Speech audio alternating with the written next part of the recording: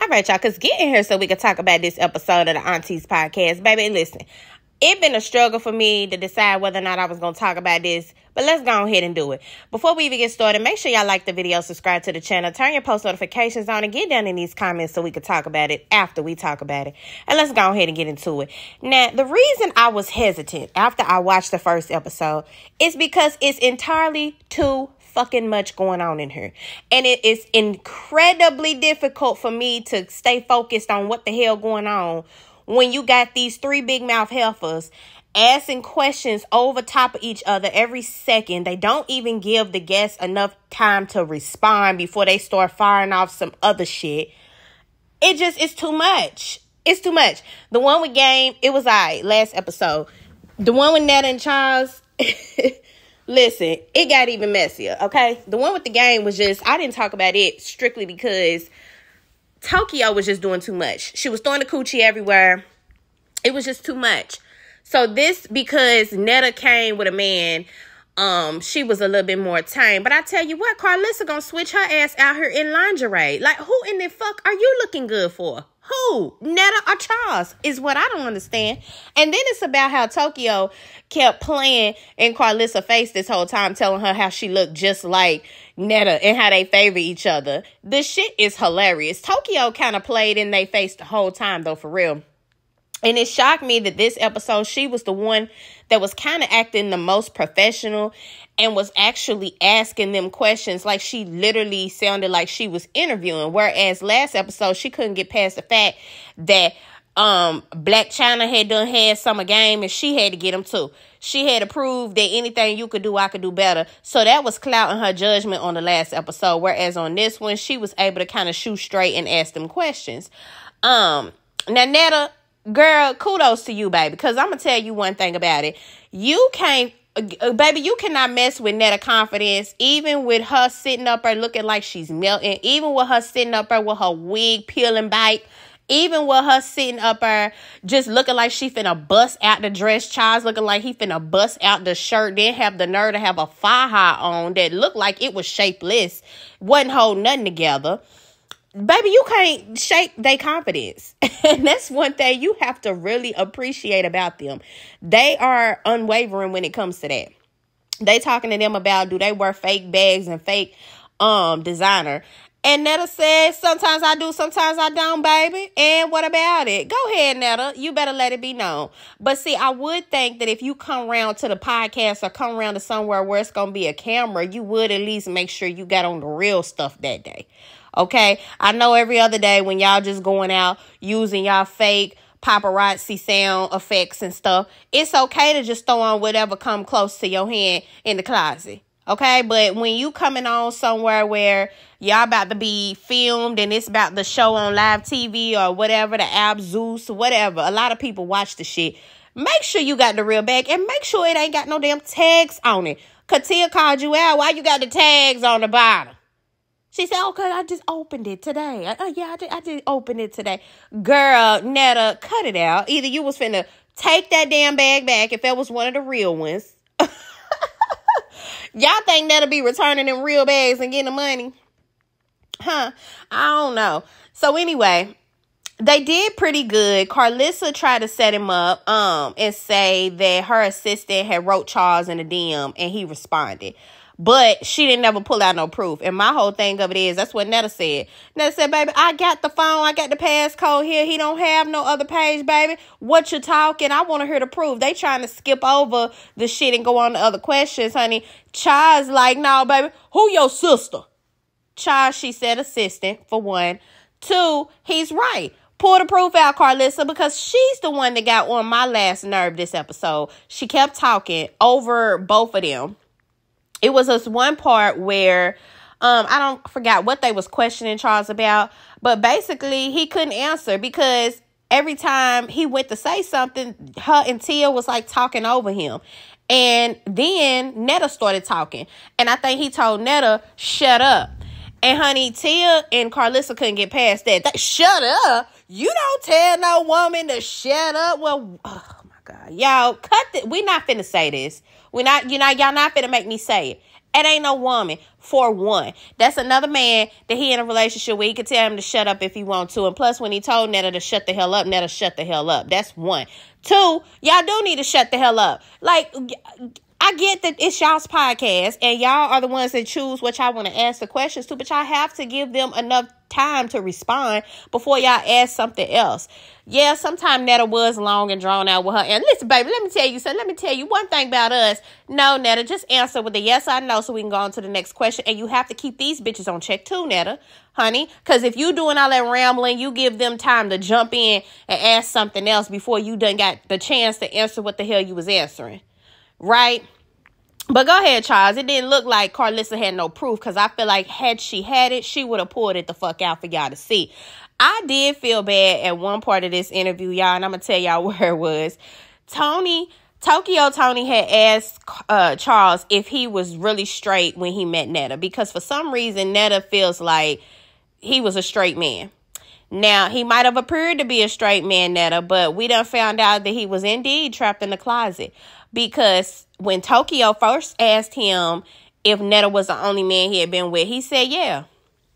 Well, then they asked him again after a few minutes of getting his ass confused and riled up. Now y'all done got him discombobulated. He had to forget what the hell he said. He confessed that he had been with, I think he said like 2 other men. And it's like Netta looked at him and she was like, you been with another man? And he said, yeah, about 2 of them. And then she turned it back on real quick. She said, oh, well, it don't matter, baby, because that was so long ago, honey. We've been together for 6. But you could tell in that glimpse of, you been with another man before? Like, she was like, damn, because I think Netta thought that she was what are Netta's pronouns? She thought that she was the first. See how it fucks you up, though? She thought she was the first man he had been with. That's what fucks you up about it. But anyway, I felt bad for her because she really didn't know. And I think that kind of probably changed a little bit of her outlook, because her energy kind of went down a little bit after that question. But Charles, baby, one thing about him is he gonna hold Netta down. He didn't let her waver in none of that, because he was like, man, fuck all that. Forget all that. I'm a hard-working man. I'm a steel plant worker. Now, it has come to my attention, honey, that they must have filmed this a while ago, because I guess Charles ain't a steel plant worker no more. But I get what he was saying, where he was like, I'm not just going to sit my ass up and depend on us making money online. I'm going to get my ass up and work. And, as you should, because online, when you're making your money that way, you have to provide for your own self when it comes to like health benefits, when it comes to things like 401k, you have to do your own savings, you have to do your own, all of that. And I can only imagine that he was probably getting really good benefits as a steel plant worker, which means Netta getting good benefits, medical, dental, all of that shit. One thing about them teeth, they look good. Okay, you can't really say nothing about Netta and that smile. That's the one thing on her face that you can't say is fucked up. But the benefits outweigh them having to figure it out on their own probably, and taking care of that kind of stuff on the sidelines. So I get Charles, and I commend him. He said, I'm a real man. I get up, I go to work. That's what I do, and that's right. Hey, don't let these heifers trick you up. They over here, shit. Charles, I bet you right now, Tia holla, I bet you right now, I bring a bad bitch out here, I get her to dry you up. Stop doing that. Y'all, why would y'all want to try to entice him like that or say stuff to him in front of his wife? Because then, of course, every time he would laugh about it, and he could have just been laughing at how y'all was saying the shit. Because what the hell you mean dry him up? But he laughed, and see, look, I told you, look at her laughing. How y'all think I make Netta feel? She is sitting right here with her husband. Like, why would y'all be saying stuff like that? But I guess that's the point of the Auntie podcast, is to get shit stirred up and to get you talking about, the guests that they have on there and the type of questions that they asking them. The last thing I really want to talk about and touch on when it comes to this podcast is just the host. I don't really know how I like them all 3 together. I'm going to tell you the truth. I thought that I was going to like it a lot more than I think I actually am. Tony does too much, period.